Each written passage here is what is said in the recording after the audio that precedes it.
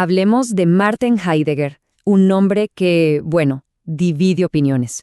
Para muchísimos es uno de los filósofos más influyentes, gigantes del siglo XX.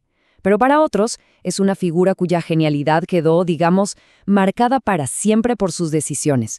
Así que en los próximos minutos vamos a meternos de lleno en esa idea, en ese pensamiento que lo persiguió, que lo obsesionó toda su vida.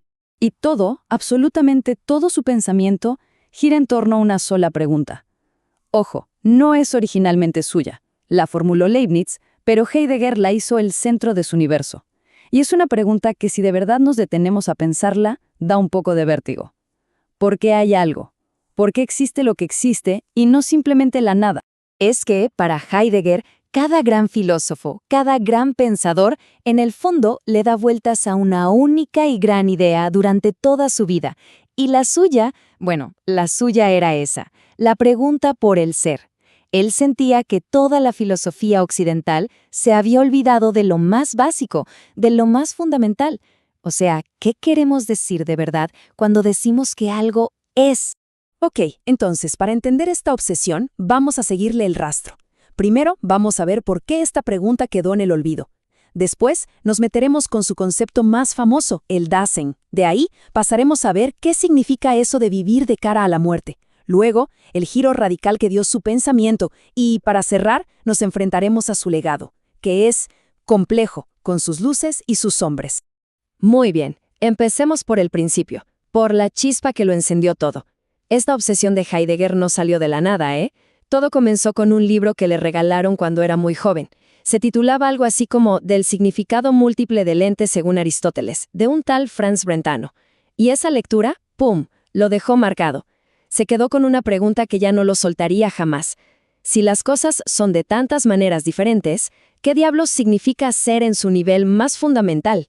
Ahora, uno se pregunta, si esta cuestión es pero tan básica, ¿cómo es que la filosofía la dejó de lado? Bueno, Heidegger dice que fue por 3 prejuicios, 3 ideas que se instalaron y nos hicieron mirar para otro lado. El primero, la idea de que ser es un concepto tan general que al final es vacío, no significa nada. El segundo, que es imposible de definir. Claro, porque para definirlo tendrías que usar el verbo ser, ¿no? Y el tercero, que para él era el más peligroso de todos. La idea de que es lo más obvio del mundo, tan comprensible que ni siquiera hace falta preguntárselo. Lo damos por sentado y listo. Y aquí es donde Heidegger hace su primera jugada maestra. Dice, a ver, si queremos investigar qué es el ser, tenemos que empezar por el único lugar donde esa pregunta siquiera puede surgir. Hay que analizar al único ente que tiene la capacidad de preguntar por el ser. ¿Y quién es ese ente? Pues nosotros mismos. Pero claro, no podía usar palabras como hombre o sujeto. Esas palabras venían cargadas con siglos y siglos de filosofía. Necesitaba algo nuevo, algo limpio. Y por eso resignifica el término Dasein. Literalmente se traduce como ser ahí. Y la idea es clave. El Dasein no es una cosa más entre las cosas del mundo. Es el ahí. Es la apertura, el claro en el bosque donde el ser puede aparecer y ser cuestionado. Y esto, créanme, es una ruptura total con casi toda la filosofía anterior. Piensen en la visión tradicional, la que viene desde los griegos. El ser humano es un animal racional. O sea, un sujeto pensante que está aquí, y el mundo, con todos sus objetos, está allá, fuera, para ser observado. Pues Heidegger dice, no, eso es un error. No somos un sujeto frente a un mundo. Somos fundamentalmente un estar en el mundo. Estamos ya siempre metidos en él, somos parte del tejido, no podemos separarnos para verlo desde afuera. Y aquí viene una de sus ideas más potentes. Miren, la esencia de una silla, lo que la hace ser una silla, viene predefinido. Pero para nosotros, para el Dasein, es al revés. Nuestra esencia es nuestra propia existencia. ¿Qué significa esto? Que no tenemos una naturaleza fija. Simplemente nos encontramos arrojados a la vida. Nadie nos preguntó si queríamos nacer. ¡Pum! Aparecimos en un mundo, en una época, en una familia que no elegimos. Estamos condenados, por así decirlo, a existir y a hacernos cargo de esa existencia. Ok, ya estamos arrojados en el mundo. ¿Y ahora qué? Pues según Heidegger, desde ese momento nos enfrentamos a la elección más importante de todas, una que define nuestra vida. Podemos vivir de una forma auténtica o de una forma inauténtica. Y seamos honestos, Heidegger diría que la mayor parte del tiempo elegimos la segunda opción. Vivimos de forma inauténtica. ¿Cómo es eso? Bueno, nos perdemos en lo que él llama el uno o el sé. Es el mundo del se dice qué, se piensa qué, lo que se debe hacer. Básicamente, nos disolvemos en la opinión pública, en la charla vacía, en el chisme, en la mediocridad del día a día. Hacemos de todo para evitar la tarea, que es aterradora, de ser un individuo único. Entonces, ¿hay alguna salida de esta vida inauténtica? ¿Algo que nos pueda despertar? Heidegger dice que sí, una confrontación con una realidad brutal. Él usa una frase medieval que es tremenda. Tan pronto como nace un hombre, es ya lo suficientemente viejo para morir. Lo que nos quiere decir es que la muerte no es algo que pasa al final, no, es nuestra posibilidad más propia, la única que es absolutamente segura e intransferible, y nos acompaña desde el primer segundo de vida. Pero ojo, esta confrontación con nuestra propia finitud no genera miedo. El miedo siempre es miedo a algo, a una araña, a un examen. Lo que esto genera es angustia. La angustia es diferente. Es ese vértigo que se siente no frente a algo, sino frente a la nada. Es la sensación de que el suelo desaparece bajo nuestros pies, la conciencia de que no hay un porqué último para nuestra existencia y de que somos radicalmente libres. Y es justo esa angustia, ese sacudón, el que nos puede arrancar de la vida del se dice y nos obliga a mirarnos al espejo, a enfrentar nuestra libertad y nuestra soledad.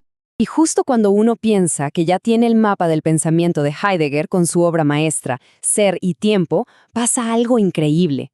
El propio Heidegger da un volantazo, declara que su método, su camino, estaba equivocado, que su gran proyecto había, en cierto sentido, fracasado, y esto lo lleva a un cambio de dirección total en su filosofía.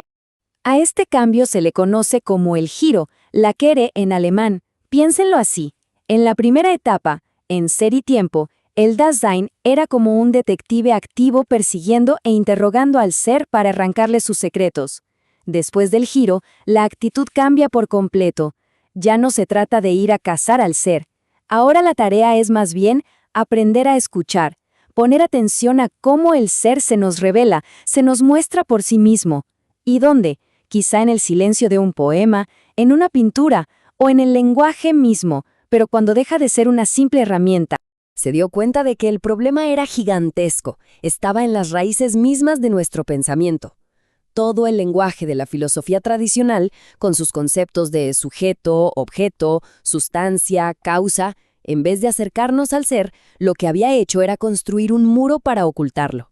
Hacía falta entonces una nueva forma de pensar, un nuevo tipo de lenguaje que fuera, no sé, más como el de los poetas que el de los científicos, para intentar siquiera rozar eso que no se puede definir.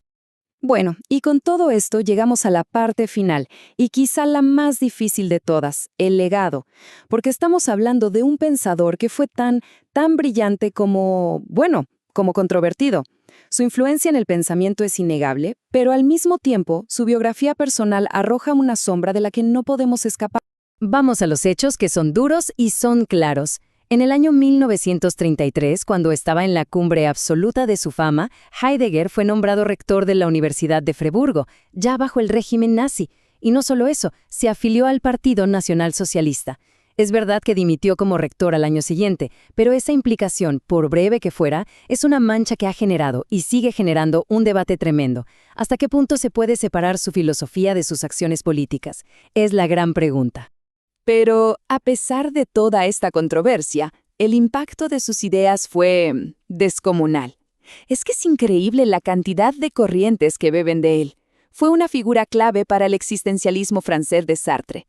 Inspiró a pensadores tan diferentes entre sí como Hannah Arendt, que fue su alumna, o Herbert Marcuse, de la Escuela de Frankfurt. Sus ideas sobre la técnica son vistas hoy como precursoras del ecologismo. Y lo más sorprendente, quizás, su pensamiento resonó muchísimo en Oriente, con seguidores del budismo zen, y fue totalmente fundacional para la hermenéutica contemporánea. Su influencia está por todas partes. Y así, casi sin darnos cuenta, volvemos al punto de partida. Esa pregunta de Heidegger sobre el ser olvidado parece resonar hoy con más fuerza que nunca, ¿no creen? En este mundo nuestro, tan acelerado, dominado por la tecnología y la distracción permanente. Y nos deja con una última reflexión. Si Heidegger tenía algo de razón, si de verdad hemos olvidado la pregunta más importante de todas, Entonces, ¿qué tendríamos que hacer? ¿Qué nueva forma de pensar, qué tipo de atención más profunda necesitaríamos para quizás, solo quizás, empezar a escuchar de nuevo?